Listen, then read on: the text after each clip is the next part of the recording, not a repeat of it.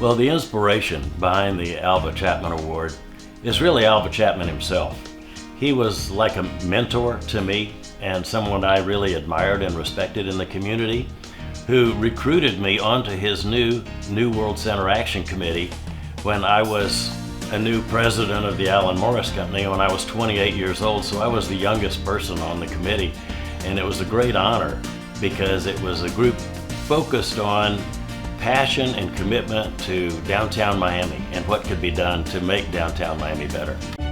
Welcome to the 10-year anniversary of the Alvah H. Chapman Jr. Award of Excellence program, recognizing outstanding contribution to the development of the Miami Central Business Core. For more than 30 years, the name Alvah H. Chapman Jr. was synonymous with leadership in Miami.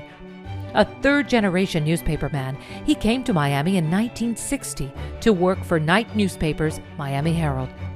He crafted the merger that gave us Knight Ridder. His talent and leadership led him to become CEO of Knight Ridder in 1976, a position he held until retiring in 1989, remaining on the board until 2000. During his tenure, the Miami Herald won 33 Pulitzer Prizes, and Knight Ridder had more than 30 newspapers. Alvah was a driving force to bring change to Miami at a critical juncture in the community's history. He headed many meaningful programs, including a committee to build the Miami Performing Arts Center and the local United Way. Alvah was appointed in 1992 by President Bush to be the first chairman of Community Anti-Drug Coalitions of America. And later that same year, President Bush asked Alvah to lead a disaster recovery initiative following Hurricane Andrew called We Will Rebuild. Alvah cared deeply about humanity, founding the Community Partnership for the Homeless. But he also cared about our business community.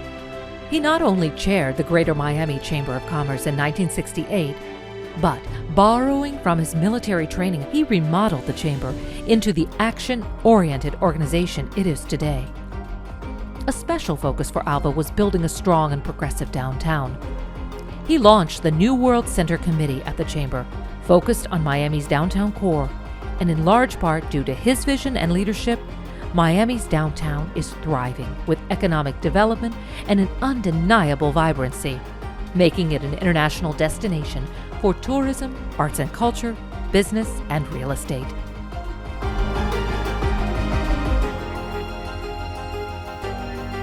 Today, we recognize others who follow in his path as we honor them with the Alvah Chapman Jr.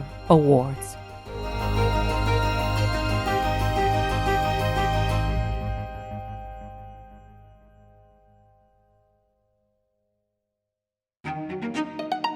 Well, the inspiration behind the Alvah Chapman Award is really Alvah Chapman himself.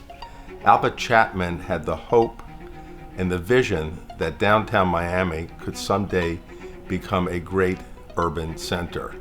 And lo and behold, some 40 or more years later, it is one of America's great downtowns.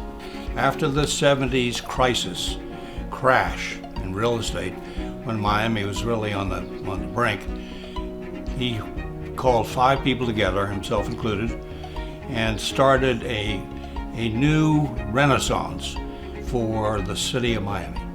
And they came up with a very catchy name, New World Center Committee.